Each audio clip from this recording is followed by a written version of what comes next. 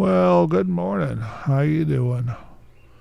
So, I imagine from the photo you've seen that we're talking about the Marvel Captain Marvel from 2019. Well, I was kind of disappointed when I saw that they changed Captain Marvel from a man to a woman. But that's Disney. They do that all the time. They want to put politics into it. It's one of those movies that they got this woman Captain Marvel doing that, really couldn't be done by a woman in real life. So I don't believe it. But it's entertaining. You just got to remember it's just a movie. They didn't stay too close to the comic book because they did a little ad libbing. It's Disney Studios Motion Pictures Productions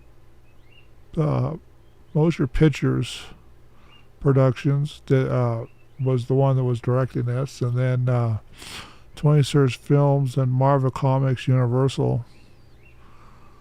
The film was written by Ann Borden and Ryan Fleck. Well, still just kind of a weird thing. Like I say, they didn't stay very close to the comic book. But you get lots of action. She ends up blowing up a ship, takes on this superpower because she was a pilot, and then they end up not killing her, taking them to their home planet, which is through a bunch of gates like Guardians of the Galaxy used. And they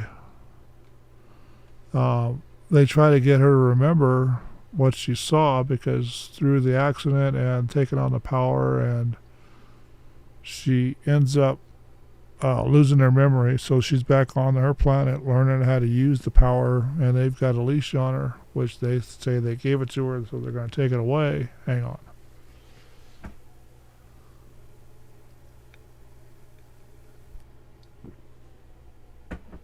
I got to refill that pretty soon. Anyway, so they end up lying to her and doing all that, and then she goes chasing some evil monster things. It's science fiction, so superhero, not superhero. Anyway, so she ends up going on a mission to chase some shape changers, monsters, people. I don't know what to call them. Anyway, so she ends up going on there, and then they end up catching her, kidnapping her, taking her on their ship above what they call C-53, which is Earth, and trying to get her to remember exactly what happened during the crash and where the engine is that they're looking for. Yeah, they say it's Marvel Studios' first female-led superhero film. Well, that's a lie. Anyway, so they end up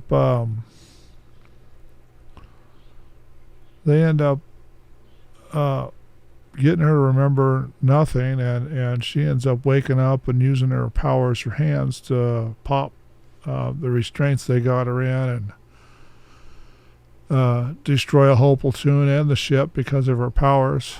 She gets the handcuffs off by shooting energy through it. The whole film was based in 1990s settings, so after she broke the ship up, she fell in through a Blockbusters. I guess that's the only way they could get Blockbusters in the movie. Anyway, so they're space. They do a lot of jumping. The bad guy from Captain Marvel's gets turned around by her alone in this film, and it took half a planet to kill him over there. It doesn't seem fair. I like watching the movie, but I don't reckon anybody else get it.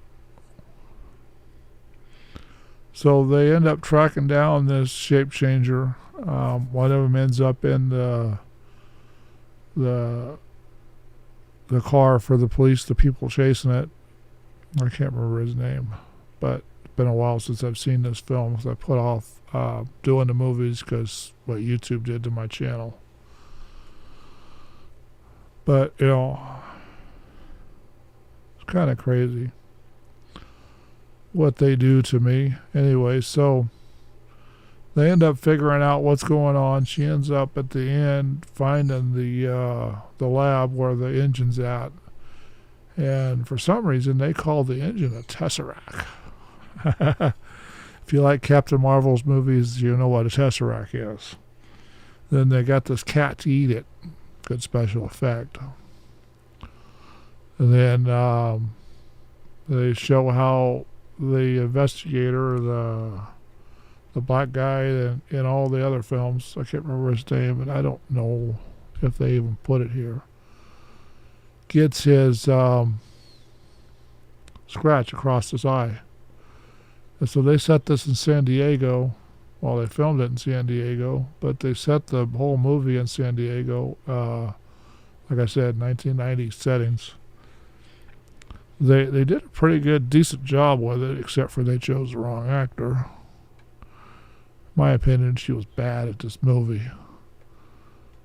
But, you know, they run through San Diego, Los Angeles. So S.H.I.E.L.D, yeah, that's the guy, the whatever his name, Nick Fury of S.H.I.E.L.D, that's how they got his idea.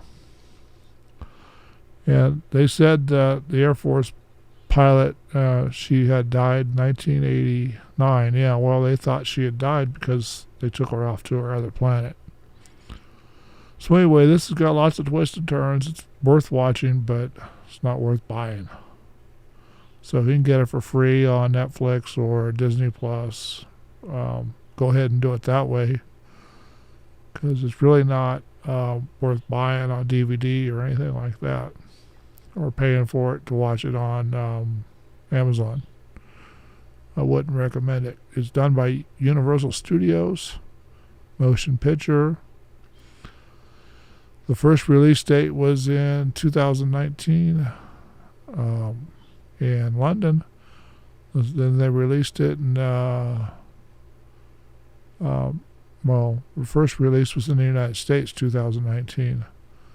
And the second release was in London right after that. I don't know why they have to release them twice, just distribute it once. They probably had a big release party. I wasn't paying attention. Anyway, the film runs 124 minutes. It's based in English. They probably translated it. The movie's budget was 152 to 175 million, and it made 11.28 billion dollars. So $1,128 million is what they made off this movie, which is not bad. Better than most of the movies we've talked about so far have done. Then they've got highlight. You can see the highlights and the excerpts and all that stuff on the DVD. I don't know if they show them on the digital copies or even on Disney Plus, because I don't have Disney Plus and I don't get those type of things. I collect my movies on DVD and then put them on my Plex system, and then that way I can talk about them and get all the photos and the information. Okay, so we've got that done. Then we're going to go ahead and call this good, because there probably was something else I want to tell you about this thing, but I can't remember. So we're going to go ahead and flash out of here real quick. So we'll see you on the next video.